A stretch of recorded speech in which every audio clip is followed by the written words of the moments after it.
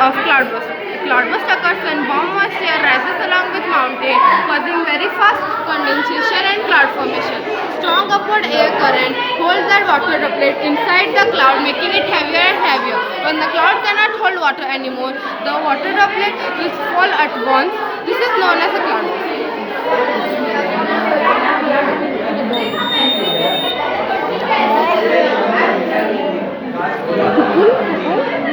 Pupul?